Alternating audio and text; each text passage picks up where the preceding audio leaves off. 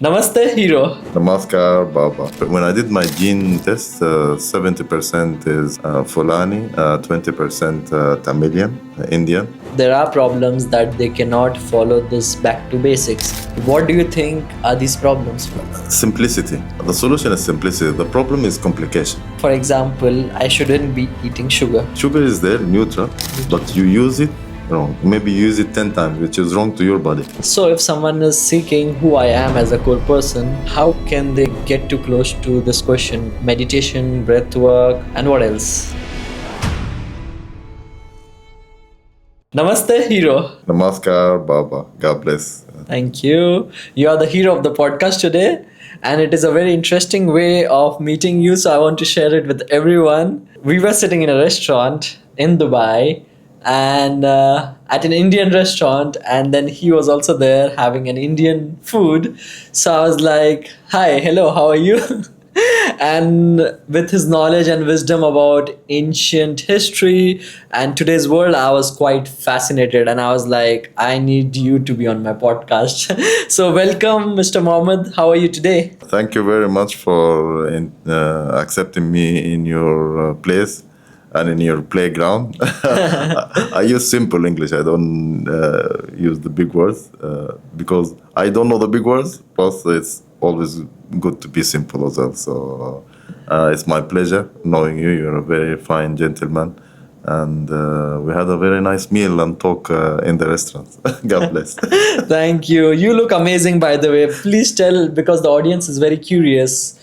You have been through very many countries: Africa, Europe, Asia, United Arab Emirates, and all over, by the way. So let's get to know where you're from and what does this attire look like. Okay, so we're going to go down deep on history lane.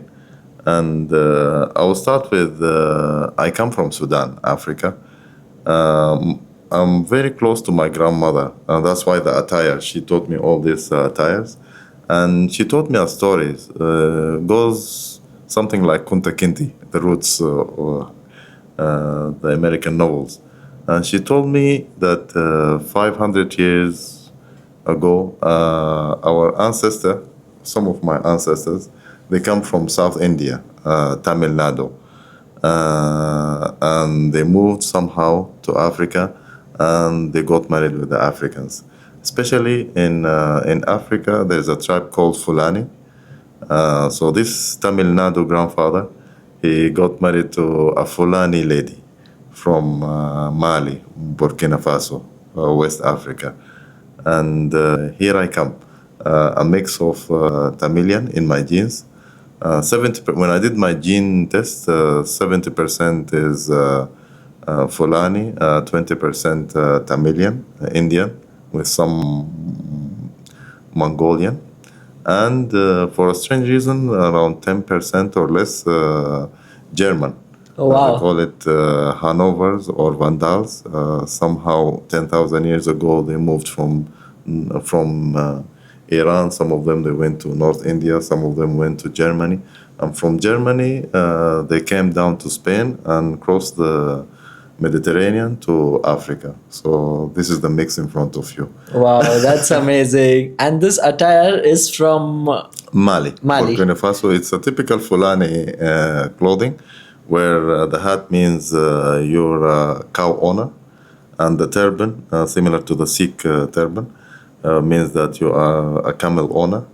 And Shirwal Kameez, it's a mixture of Indian, Pakistani from one side, and African Shirwal Kameez with the color and the patterns are African. Oh wow, I love it. Nice. This is super great. That's great. Okay, so this is an interesting journey. Can you tell us more about where you were born and then where you were brought up? So your journey. It started in 1972. My father, he was doing civil engineering, road construction, and airport runway construction for the new country in Sudan, in Africa. And they were just out of the British occupation. So he's been sent by the government to England with my mother and to get more knowledge into the field of civil engineering, a course of 2 years. And I was born over there. I was born Friday, 8 o'clock in the morning in a hospital called St. Luke Hospital in Guildford in June 30th, 1972. And things started from there. And they came back to Africa after finishing the course. And from the buildings and the civilization and the roads in England, we came back to the desert. And the first thing I know at that age, around 2 years, 3 years, I can remember the desert and the emptiness in the village because we lived in the village in the Bedouin life, more or less a Bedouin life. Yeah. So the things comes to my memory now is the emptiness of the desert. Yeah, which raises a lot of questions. Wow, wow, that's interesting. Yeah. And after the desert, where were you? After that, my father got an opportunity to work in the Middle East. So we had to move again to Abu Dhabi, Dubai in the 70s, 1976. And over there, we moved from the desert to the desert. But the good thing is the timing, the pace of timing was we were going from a very slow pace in Africa, the time of railways, the British Empire, things take, people stay in their job for 20 years, 30 years in one place, to a different kind of pace of time. Which is the UAE, a growing country. They are building their country. Construction is going around in the 70s and 80s. And this was a faster pace. And the number of people over there from different nationalities. So we had about 220 nationalities. So imagine you're moving from a one nationality country to a country which has 220 nationalities. That was a challenge, yeah. The timing and the networking, yeah, with all these cultures. So I had to pick up as well and learn a lot about cultures. And the thing that captures the eyes is the clothes, the food, how people do things, the languages, yeah. Timing and understanding of the pace came later when I had more into the spirituality understanding. But when you are young, you get fascinated by the clothing, the saris, especially the woman. The woman carry the cultures. So you see the European as well with the special dress, the Africa, mainly Asians with the special dress as well. Indians were the most number over there. So this captured the eyes, and I did my secondary, elementary, preparatory, secondary schooling all around 12 years old in the Middle East, and then I had to move to finish my higher education, moving into Leeds University in UK. And this was another change of timing zone. Yeah, the best bit, I thought the timing, the Emirate is fast enough for me. At that time, it was the breakdance and Michael Jackson and Bonnie M, the music that we grew up with, yeah. But when I went to Europe, England at that time, Leeds in the middle of England, the pace was even faster with different concepts as well. You have a concept of planning, you have organization, you have to know yourself, to try to understand what you are going to be in the future. And the funny thing is, I studied in Arabic school with the English as a language. So I thought that I kind of mastered English in United Arab Emirates, in Asia. But when I went to Europe and UK specifically, The accent is totally different. the accent is totally different, and the way they use the wordings were totally different. So first you have the Cockney in London, which is a bit abba, so they eat up the whole word, and they have a tone to it. And then in the north, they have another way of speaking English. They use the word love a lot. And for me, love has got a totally different meaning, and it's not casual. You say you. This word is used for something for between two person in a special environment. Yeah, but over there in the public, in the supermarket, everybody say hello, love. How are you, love? In the middle of England. So then I understood that it's a culture, and slowly I started understanding that there is something, the concept of culture, history, geography, psychology, sociology, and how this affects your way of looking into beauty, the way of looking into clothing, the food, the music, even the language, the way how you speak the language. Amazing. So you were in UK, and then where next? After finishing UK, I had to come back to Africa because I'm the eldest son. How many are you? We are four, two boys and two girls. Okay. So being the elder in an Eastern society comes with obligations. Yeah, I try to come out of this obligation, but you can't. You have to do your part in this life, otherwise you will regret. So I had to do some of my obligation, not all, but Well, you're lucky then. yeah, I had to come back, and my parents were expatriates in the Middle East. My brothers and sisters were still in their education, parts in the Middle East, parts in UK. So I had to come back to the motherland, Africa, Sudan, see the family business and the family possessions. Yeah, otherwise, if it's just left over there, things go lost. So yeah, I tried my best to enter the society and the culture on an easy way, not to without any pressure, as they say. Yeah. So after Sudan?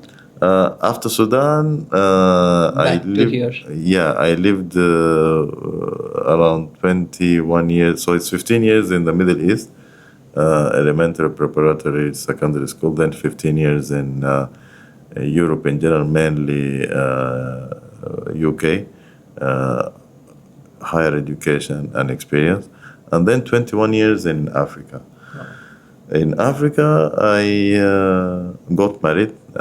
This is the highlights. I did my military service. I got married. I got two children.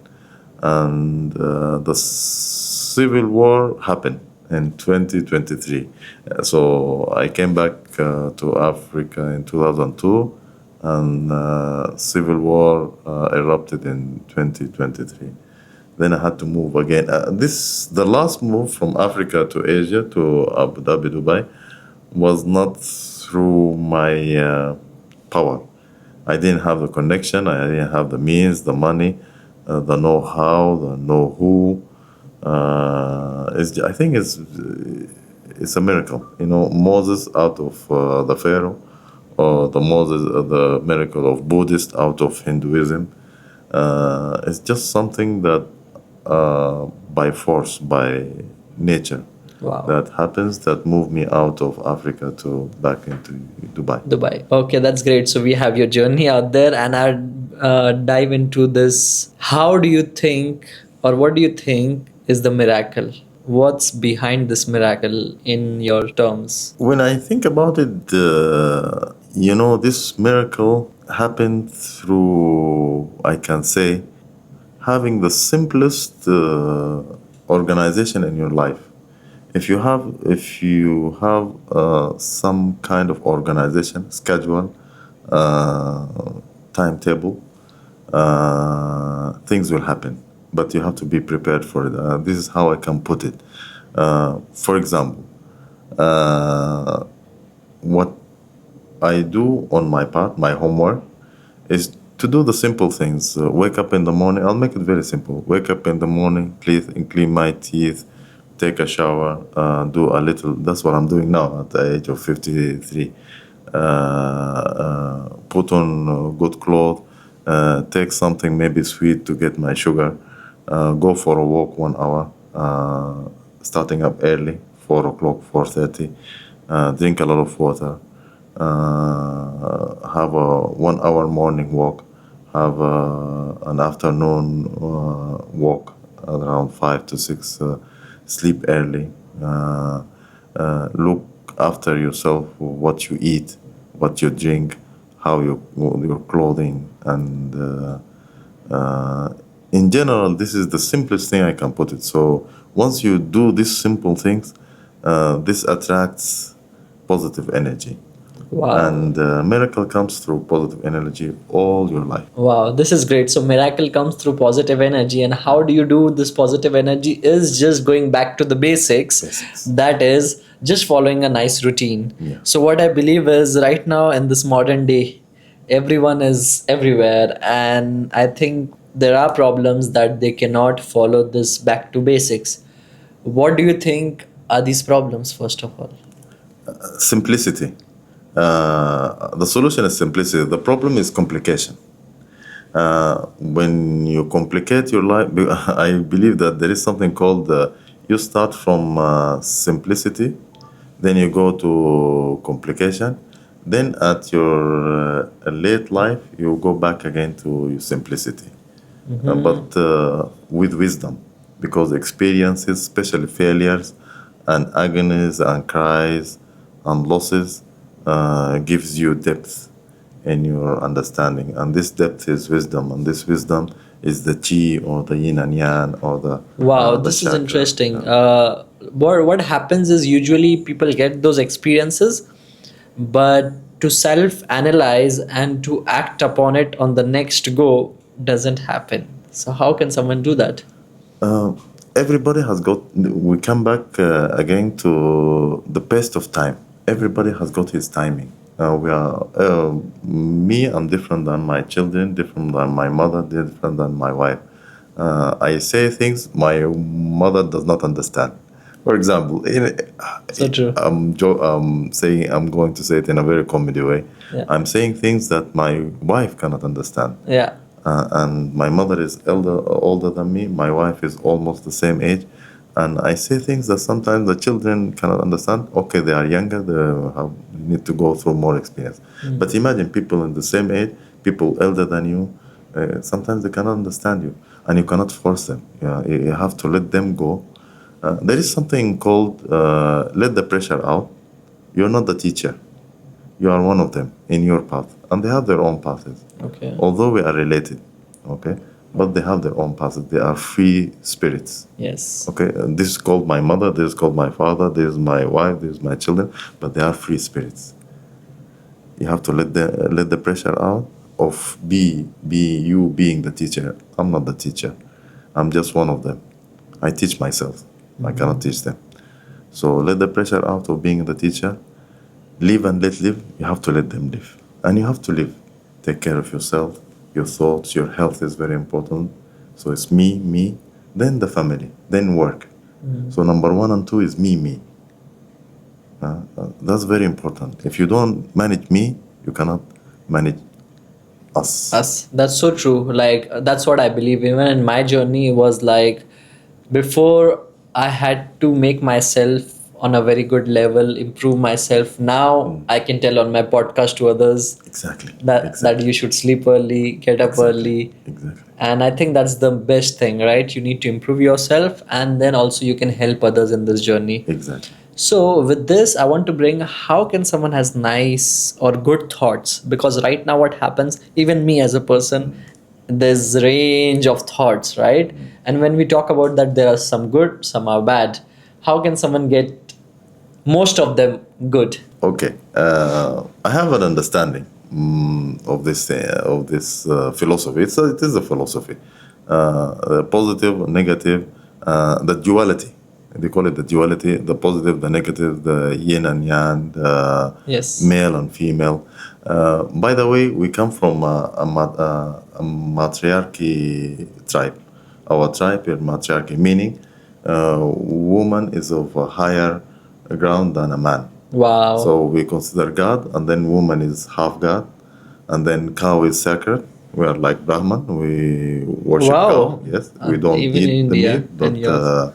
we drink the milk. And cow is of material, money wise, worth a lot. And the bottom thing is the man. And our understanding of culture is four things. Culture first is depicted on woman, okay, and food, and clothes, and music, art, okay. Then comes woman, our understanding to woman. A woman is a creature. Four levels of understanding of a woman. A woman is a creature of God. Woman, the second level is woman is half of the society and raising the other half. And the third thing, a woman is ethical value. You learn ethics from a woman. Why? Because she's a mother, she's a sister, she's a cousin, she's an auntie, she's a grandmother of this sort. And the last thing, woman is a beauty etiquette value, not manner, etiquette. People have manner through ethics, but we lost the etiquette through beauty. So beauty nowadays become body only, but we forgot that beauty is body is the lesser ground, but on top of body it's mind, on top of mind it's heart, and top of heart is spirit. So everything has got four parts. A human being is four. Start with the top, spirit, then heart, then mind, then body. Because of the material world we're living in and the technology and materialism philosophy, the human being lost the spirit, lost the heart, lost the mind, and now even lost the body. It became digital. You're a number on your ID, yeah, on the technology world. Yeah. And we try to reproduce this again. So true. Go back again to the four levels of human being. And that's what we are doing now. That's what is called seeking spirituality. So coming back to your question, bad and Good thoughts, yeah. good thoughts and bad thoughts. Actually, there's no bad thoughts. It's neutral. I can say that. Okay, if you look at the human being, you have the four level. The most important thing is the mind and the heart in this four level. The body has got the stomach that digests the food to keep you going, and they have the reproduction system to keep the human generation after generation, and then you have the push to become somebody of the society, to have something good in the society. So that's why you build house, you get married, you get a car and all that. But this is what makes you move. It's like the engine, the petrol to the engine. That's the petrol to your engine to keep you moving generation after generation to be somebody, to be or not to be. And then the last thing on the human being, you have the choice to choose. So there's no good and bad. It's neutrality, what you have, but your choice makes it good and your choice makes it bad. So what do you think someone chooses something wrong? Like why? Even like for me, I'll tell you something, right? Yeah. Like let's say, for example, I shouldn't be eating sugar. Yeah, you use it wrong, not you choose it wrong. Sugar is there, neutral, but you use it wrong. Maybe you use it 10 times, which is wrong to your body. Oh yeah. You should use it one time. Yeah. So your usage is makes Exactly. it good or bad. And why Why does someone do that? Is it because of the society and the trend? Because I Yes, feel. exactly. What happened now in all since Adam and Eve? If you follow the society, they call it the herd, the cow herd. If you follow the herd, then you become normal and you end up normal. But creativity, or to become a hero, you have to be unique. So you have to swim against the current, which is very difficult. You have to think out of the box. You have to face your fear. And this, by God, is the most difficult things to a human being. You can say to a human being. But once you take the first step, everything follow easy. But how can you take the first step? It needs courage. For me, uh, it took me 27 years to understand myself. Who am I? And to answer two questions. You have to answer two questions. Who am I and what do I want? Who am I? As Buddha and Hindu said, go in. You have to go in. Not my father, not my mother, not to become somebody else, engineer, doctor. No, no, not what the society wants. Go in and find myself. Really, yeah. And what do I want? Change. I want to go back to when I was young, because you are born super, but then society put you down, put you until you become normal. Wow. So, Amazing. So, to the audience out there, I think everyone needs to know two questions: who am I and what do I want? So, if someone is seeking who I am as a core person, how can they get too close to this question? Meditation, breath work, and what else? okay, I come from a Sufi background. So you have, they taught us three ways. By effective listening, and it has got several levels. It starts with the effective listening, then you do the hum, and then you move your head, and then you start dancing, and then you start repeating the song with your voice, and then you go into a sleep. This is the sixth stage, and the last stage, which is you come to an awakening, but your heart is up, all the way is connected, but you are with the people. Wow. You are buying and selling and here and there, but your heart is connected. And this is called the awakening. This is the seventh level. And this is the simplest way I can explain in all of the isms. If it's Buddhism, Hinduism, Christianism, Judaism, Islamism, even capitalism and socialism, this is the highest level that everybody wants to reach. It's called Brahmanism, it's called Chi, it's called Yin and Yang, it's called the chakra, it's called the depth, the Nirvana, different names, but it's the same thing. It's the same God, and everybody's trying to explain with different wordings, but it's the same thing, the same philosophy, the same thoughts. Yeah. So that's the aim. You want to reach this. So you have the first one is through listening, effective listening. The second is through fasting. The third through martial arts. In India, you have martial arts in the south, in Kung Fu, China, in Karate, in Japan, physical training. Yeah. For me, is I follow the easiest. I do intermittent fasting, but it's not the main. I depend on the listening, effective listening, and the timing. So you listen to yourself. You are aware of your tone. Listening, effective listening, meaning you are aware of your tone, the voice tone, the tone of the voice. You are aware of the hand movement, not the words, because the hand movement or the body movement is 60% of your the truth, and the tone is 30% of the truth, and the words less than 10% of the truth. Yeah. So better consider the 90%, which is the hand movement and the tone of the voice, mine or others. Okay. And this is the effective listening. So using your five senses, your eyes, your ears, you smell, the taste, and the touch. Yeah.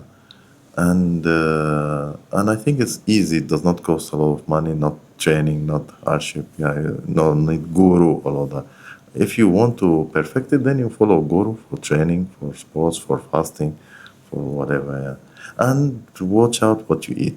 Balance it. Balance it. Balance it. So true. So that's a very nice thing you told, that you need to be effective listener of your own body. Yeah.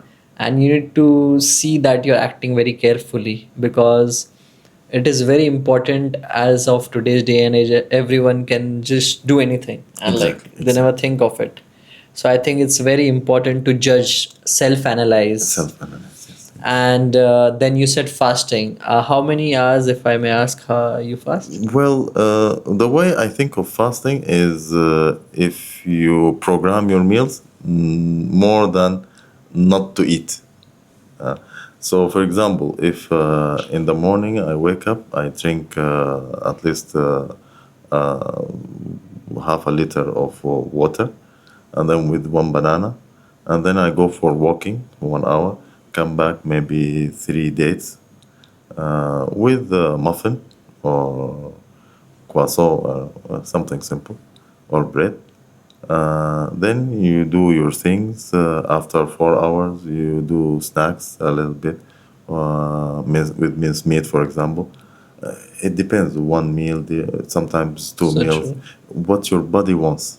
Listen to your body, yeah. Exactly. But not to, because the body will tell you if you eat too much, then your stomach will be full. Then you've done something, a mistake. Then you learn the next time I'm not going to overdo it. Always listen to your body. Exactly, exactly. That's what, like, for me, I try to fast every day for 14 hours.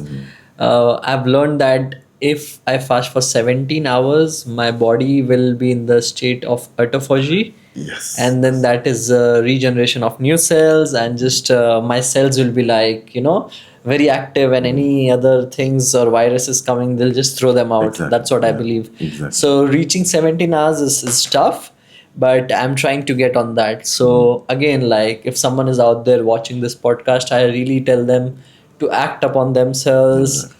to be understanding of what you're thinking, how you're acting, and towards the people. And then, of course, fasting, which is very important. And then again, movement. Movement. The third thing that you told, you need to move your body. Move, yeah. Shake that energy up Exactly. wherever you are, just. And I think even like ground yourself in the garden. Yeah. I think this is best. Recently I've been doing it, and it's magical. Like here in Dubai, it's tough, but again, it's not impossible. Everything is made for everywhere. So I go in the garden and walk barefoot. I think that's the best ever thing that I can do every day. Movement. Everything is based on movement. Even if you in one place and dance. That's why dancing in the Indian culture is very. It's like praying. Yeah, It's not something of ease. exactly. So I think India went very high on everything, on the dancing, on the singing, on the martial arts, the highest level for me. India is top on everything. I wonder one thing when you say this. India is like right now high on everything. Philosophy wise, this is great, and which I really believe as well. Implementing is something different. Exactly, because now when I'm looking at Olympics gold medal, there's no why, like, Other people implemented. okay, Yeah, because other people took this philosophy and they put it into science, material science. And then they studied, it becomes biology, chemistry, this, and sports science. Then they studied one by one, okay? But when you keep it raw in a holy book, how can I simplify it to the children? Okay, or to the normal person in the street, yeah. So the ability to simplify it to the normal person in the street or to the children in the kindergarten, in a kindergarten way. That's why I don't like using complicated English. I like to simplify so the simplest person can. what are some habits that you're teaching your children right now? For the children, this is the project of my life. I'm living through them now. I'm living with the 14 years as a 14 years. I'm living with the 11 years as an 11 years. I'm living with my wife as a woman as well. To understand the woman aspect of myself, the female aspect. So, but the beautiful thing about the children is how to figure out the uniqueness of each child. because every human being is unique, but it's you as a father and mother, parents. It's your job to find this uniqueness as early as possible. Timing is important, yeah, and your thoughts. Not academically. No, everything is programmed to go at home. I see them early in the morning at 4 o'clock, carrying the children. Children are crying. Fathers are carrying with the toys, and the mother is tired with the sleeping gown and yawning, and everybody's. But you don't see concept. The concept. This is okay. I believe it's important to get the paper, and the paper will get you a job, no problem. I understand that academically. But who is this human being in front of you, this young, small person, human being? Who is he? Again, same question. Who am I and what do I want? For this small person, I had to do that. I agreed with my wife. I told her, okay, I like Indian ladies, but I ended up with an African lady. I had to be honest. So honesty is important. In a nice way. She a little bit angry, but I had to be honest. So you base your life in honesty. Yes. And then I told her I don't want children. I said, okay, no, children are important because this is an investment for our retirement. I said, okay, this is what the society say, and you agree with it, and I will play the same game. But then when we got the children, it took us a long time to get 6, 7, 10 years until we got children. So problems, yeah. But finally we got the children, and then I told her, okay, now this is human being, not our children. It's not possession. It's not ours. It is a human being. Yeah. So let him be a human being, individual human being. Very important, individual. So what is good for them, not for us. Exactly. Yeah. That's what, like, very many parents, I think that's a problem right now, that they think the children is investment and they want to act it accordingly, Exactly. which is not so great. But thank you for the eye-opening message here. Yeah, because what you are doing is you are playing with a society that puts a social norm, and I don't want to go very political, but that's enough. I think you got the Yes. idea. And you are trying to find the individual path as well. Yeah. And you have to balance it. Yeah. And you have to play it right. Because if you fail on the individual side, this individual can go mad into hospital. Exactly. Or if you play it wrong with the society, you can end up in jail. So we don't want Yes. we don't want to go to hospital as individuals, and we don't want to go to jail in front of the society. So how to balance it? That's the name of the game. Yeah, so that's what, like, I would tell the parents out there that find the inner talent of your children and nurture it. And same with the children, I believe they should be understanding their parents, where they're coming from, how they live their life. Exactly. And you need to balance both sides. It's Exactly. always balancing both sides. You Exactly. cannot accuse any one single person. Exactly. And let's say, so now this podcast will be, of course, watched for many years. And as your children are growing, your younger one is Rahman. Abdul Rahman, Abdul 11 Rahman, years. he's Yeah. 11, and the bigger one is Aziz. Abdul Aziz, Okay, 14. years. So they'll be watching this podcast when they grow up. So I want you to tell, what is this hidden talent of each one of them, you think? I will tell you.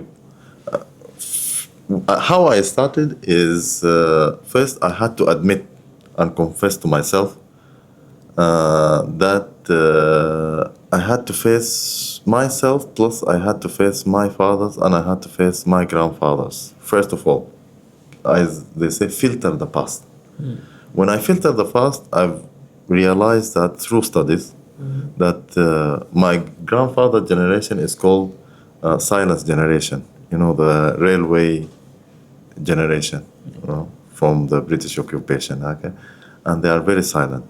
Even my father, and I had to accept that, and I had to talk with him as well. Conversation, connection, talking, and accepting. And then I had to understand my mother. She's a baby boomer in the 50s. They get 5 children, 7 baby boomers. And I had to understand, and I had to accept that. And we talk it over, through conversation, through funny comedy, not blaming. easy conversation. And then I had to understand my generation, which is Generation X doesn't know where to belong. Is it the past or the future or the present? Yeah. So we have to find some, because I had to understand to filter the past and to build up the future for the generation coming in front of me. And then I have my brothers and sisters, which is millennial generation in the 80s and the 90s. So I had to understand their prospectus.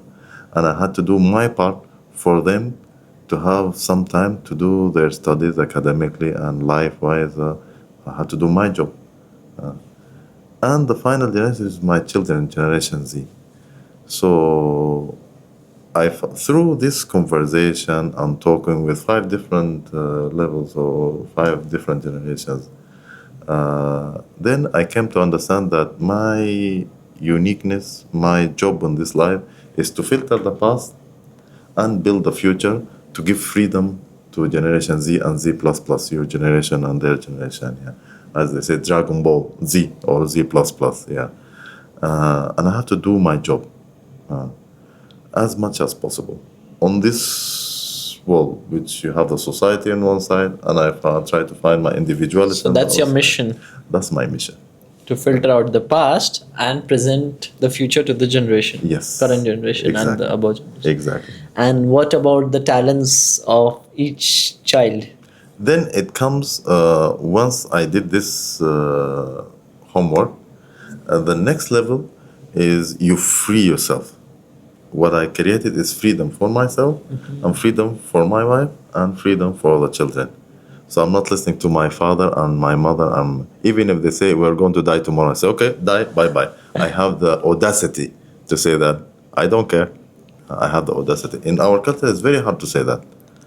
And I lived in a Bedouin culture. I lived in the village because that's what I'm missing. I'm a city boy and I miss the village part. I had to get married to a village lady and leave the children in village. That's why they get the village part and now they have the city part. So because of all this preparation, the village side and understanding of different generation, I have the audacity to say no to my father, to my mother, to my wife, to my children, to anybody. Okay? This freedom of saying, ability to say no, then I had silence. I had it gave me clear vision, and it gave me time to study myself. And once I conquer myself, find the peace inside myself, I can teach others. I can move from I to we. If you don't find that peace and this freedom inside yourself, meaning go in, you cannot go out. To move from I to we, and that's the big movement, and that's the meaning of face your fear. Once I managed to go out, the first thing I was met by, not the wife, not my father, no, is the next generation, the children. And I didn't want to change them. I accept them as if they are not good in something, they are not good in something. I have to find what they are good at. So we tried anyway. We tried art, they are not happy with art. Music, they are not happy. Then all of a sudden, they're good with their hands and feet in sports. Because my wife comes from a sporty family, and she is a volleyball coach.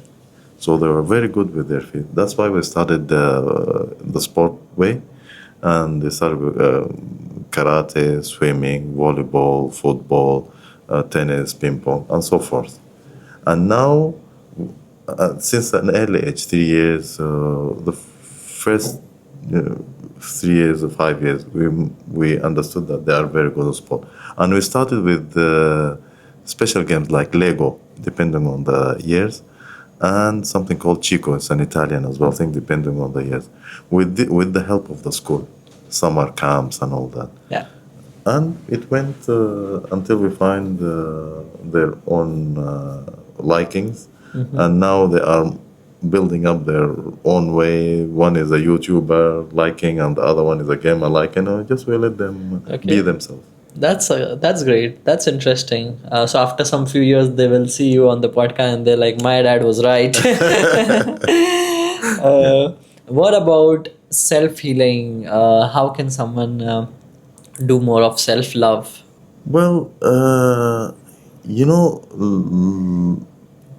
there is peace and there is happiness and there is continuity. Peace is for yourself, okay? Happiness is through giving. You give to others, then you feel happy. And continuity is through children, okay? Or family, even, not necessarily your children or maybe somebody else, your neighbor, but the next generation. Yeah. So you don't mean that you have to get married or get children. Sometimes you give to charity. Yeah, yeah. Just the next generation. So this is by breaking through out of the closet, coming out, facing your fear. Then this is your happiness. This is how you get your happiness: is facing your fear, facing yourself, coming out of the society, not becoming normal, becoming something abnormal. As they say, you become something like a clown in the circus. Huh? Find your clown, or becoming a crazy person in a hospital. Find your craziness and follow it. Follow it. It doesn't matter what people say. One thing I say, and this thing comes through hardship. To find your happiness, not through easy life. It comes with something catastrophic that happens in your life, either war, civil war in your country, or death, divorce, losing all your money, academically losing, possession loss, something catastrophic that really shock you, and you come face to face with your death. Once you come face to face with your death, your endings, then you realize your existence. It's very strange. Once you come direct facing with your endings, then you find your happiness. So true. Yeah. So true. And from there it starts. You break through, the fears go, becoming out of the closet, you think out of the box. What do you think? How can someone find a solution of overgiving? Because very good thing you told that happiness is always by giving or sharing. Yeah. What I see the problem with me particularly is overgiving. So I understood when my cup overflows, Yeah. then only I should give. Yes. Before that, if I give, it's overgiving and it's depleting my energy. Yeah. So what's the solution to that? Learn how to say no. Exactly. Okay. This is a philosophy by itself, the no philosophy. Or this is my limit, or enough is enough. Yeah. I think when all your life you try to let the pressure out, live and let live, coming out of people's life and concentrate on your own life, live and let go of your love, if your girlfriend, of your marriage, of whatever, or mother and father. Let go, and move on. Okay, you do what, then you build up this courage of saying enough is enough. You will know your body when you listen to your heart. It's a path. Once you start doing a bit of everything, then you learn how to listen to your heart, and your heart will tell you enough is enough. Say no, and you have to be courageous enough to say no. Wow. Yeah. So you need to just follow, like few times you just follow it, Yeah. and then automatically. Yeah, it happens. because your heart tells you the first time, and then keep quiet, and then it's up to you whether to follow or not to follow. Most of the time we don't follow because we are scared. We have to listen to this small, very thin voice that says no, don't do it. And then you have to go outside and say to my mother, I say, no, mother, enough is enough. Or, no, father, enough is enough. No wife, enough is enough. Or no children, no. Or no brother, enough is enough. No colleague, not fearing of being the black Rejected. sheep of the family, or losing your job, because it's as disastrous. The consequence could be disastrous, but you have to make this courageous move. If you would like to tell me how, through the war situation in Sudan, you eventually came out of it and prepared yourself so strong into different country, what was that mindset shift? How did you get that transformation? Well, coming out of the war by itself, it was a miracle, but I had to do some preparation. Preparation on myself through freeing myself from the society pressure. And the children is to find the uniqueness of the children. So when I think about it, all my life I was trying to let the pressure out. Meaning, let the pressure out means what? I learned how to swim. Then I was not ashamed of going out naked with a small trunk. Okay. Then this is a shameful part is gone. And then I went. I had a belly, so I went running. I was not ashamed in the gym, for example. I had controlling my food, water, and the sleeping habit. These small things. Yeah. Waking up, shaving up, inside and outside, brushing. This letting the pressure out. You live and let live. I'm not a teacher of another, but I'm teaching myself.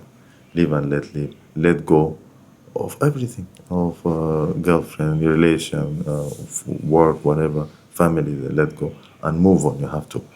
And for the next generation is find their uniqueness.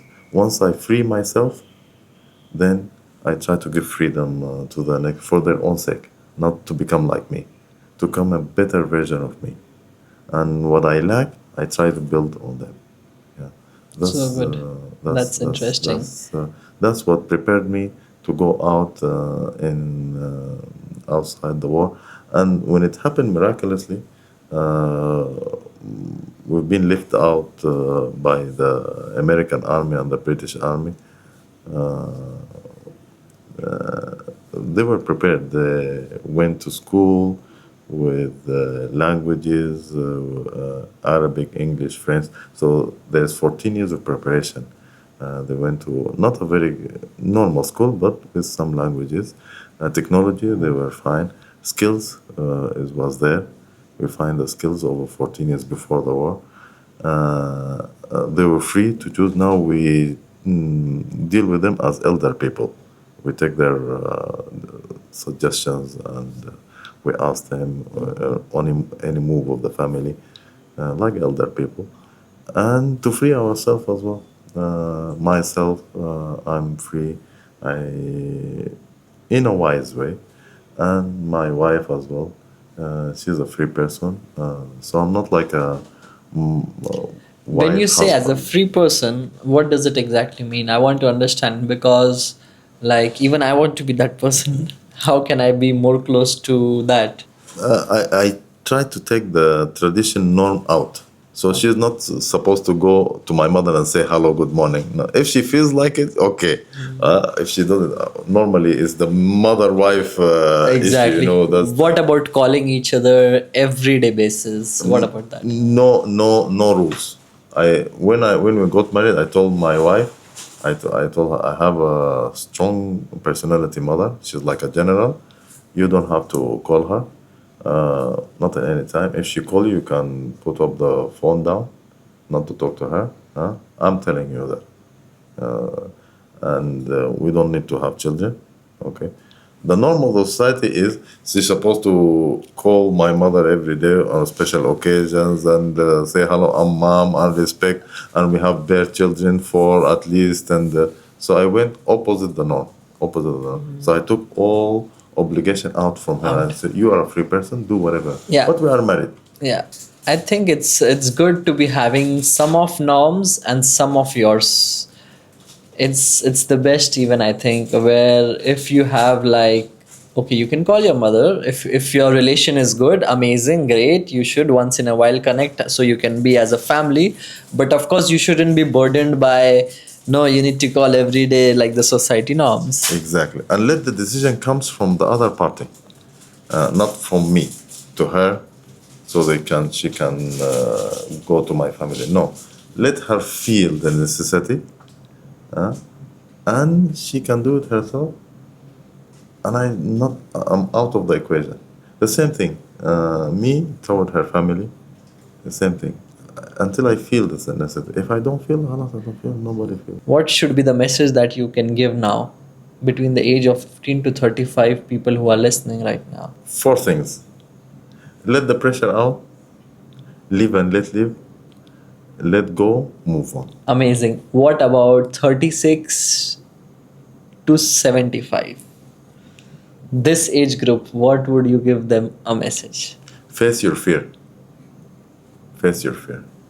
Wow, Face your fear to find your freedom. Face your fear to find your freedom. that's strong. That's Yeah. nice. Yeah. Wow. Otherwise you are lost. What are you currently facing in your life as a fear? Well, at the moment is we're coming out of war. We are restarting our life. We have our family here.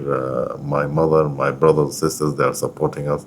So my wife, yesterday she was talking with, this morning she was talking to me. She always talks about the education of the children and where they got education. Maybe she'll go to fly Saudi Arabia to get free education, or England because they have dual nationality, British, Sudanese, and how and when and cost and all that. But we are. Because once you face your death or civil war, and when you lose the country, and you lose the people, and you lose the extended family and the possession and the work, you kind of have no fear as such, but you worry of the things like of the next generation, if they don't follow the linear way of academic. What else they should follow? But I tell my wife, I say, look, there is a joke, when the war broke, we were caught in the capital city at my mother's house with no food, no electricity, no water, nothing. We stayed 5 days. The 5th day, my wife opened the door and went out running in the middle of the shelling and people dead and all that. We can see people outside. And then I came running after her. I knew at that time my wife, she's more courageous than me. A woman are very stronger than men. I have to say that. But I keep it quiet. I'll just say it to you in front of everybody now. And the children were running after me. So at that moment, tell you how weak when you face your fear and you face your death, how weak I was. Yeah. I was thinking of myself, my wife will get the first shot. People shooting. And the children will end up in orphanage house, children of no parents. And me, with little money I have, I'll go to Thailand and enjoy myself. Look how a human being love life. When you forget your wife, your children, your mother. You try. This is truth. This is no heroism. No Nothing. filter. Everything raw. Yeah. Anybody love himself. Okay. From this comedy picture, you have to have because this is the real human being. So once you know your weaknesses, this gives you freedom. This gives you the courage to say that there's no fear, even there's little bit of things, and give you a wide understanding of the next generation. There is white and black and there is gray. Okay, they could be academic. Okay, they could be mafia though. It's not good, prison or but they could be mafia. Okay, and they could be gray, something in between, and they could be handymen. Yes. And they could be H&D courses, 1 year, 2 years, not necessarily university or polytechnic or this. Or they could be, there is Microsoft, or there could be languages, Chinese, and they go to China. Or they could be, they go to India for Microsoft. There's so many things to do. YouTuber, They could be gamers.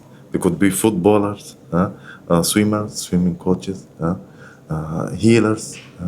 There's things, and there's more jobs are coming with the new generation, with generation that I don't know of. I learn from you now, with this setting, yes. So just wait a little bit of patience. They say patience is a virtue. Get it while you can. So with a little bit of patience, perseverance, persistence, and kind attention from I be kind. I meet kind people like you on this setting. Then you teach me things that I don't know of. The next generations are learning as well things that we didn't know of. And slowly together we move. Togetherness is So true. yeah. Togetherness. Yeah. That's so good. But you break free. Yeah. Try to break. So you got that thought pattern of Thailand away. You're like, And no, now India, I think more or less India to try to find a guru and oh wow, wow. So I'd like to know about your spiritual journey. Do you meditate? yes, I think of it in a different way because my background is Muslim. In our tribe, we have a Christianity or Yothian over the last 1,000 years, and we have kind of Judaism, it's called Natori Karta, and Pharaohism, which is related to Abraham or Brahmanism, Hindu and Buddhist. So over the 5,000 years, our tribe are very multicultural and multi-religion. And the way I think of the religion now, okay, I understand that there is five times in a day, depending on the sun. I'm not going to say names. Yeah. Just I'm trying to go out of the names, out of the labels, and try to generalize it for everybody, for simplicity and for everybody to understand. So there is normally five times of the day, depending on the sun position, and you have to attire yourself and organize yourself to be at those times. So morning, then noon, and then afternoon, and then evening, and then late evening. Generally, this is so. If you do any kind of spiritual habits in these times, as much as possible, if not five, two, three, four, at least one, and good, and build up. And any kind of meditation does not have. You have the they have the Buddhism way, the Hinduism way, the Christianism way, the Islamism, the Judaism, the Shintoism, Confucianism, Taoism, the shamanism. People of the. By the way, shamanism, as you say, I don't know, somehow when I'm talking to you, everything is blur behind and you look like to be a shaman. Some Mongolia and the forest as well, the black magic and the voodoo. So it is kind of a way to find this one God. It's 100,000 of river, but fall all into the same sea. Do you know about this iboga? There's a plant medicine. Iboga. Yeah, it's from Africa, West Africa. And it's a plant medicine to heal themselves, which is led by shamans, which is very interesting. Yes, I don't know about this plantation, but I understand the concept. Nowadays, people are looking into, I think, 4 or 5 powers. They are looking into the power of water and freezing. They are looking at power of nano technology. Hence artificial intelligence, and they are looking into alternative medicine, herbal medicine, and that's what you are talking about. And they are looking into the called the mind power, mind mapping. They call it connectron, connecting the minds, or mind mapping. And they are looking into the power of gravity. We call it graviton. I think this is the 5 main areas that there are going to be something in the future with your generation. And part of it is what you said now, yeah. I understand the concepts, yeah. Oh, yeah. But not the details, yeah. That's great.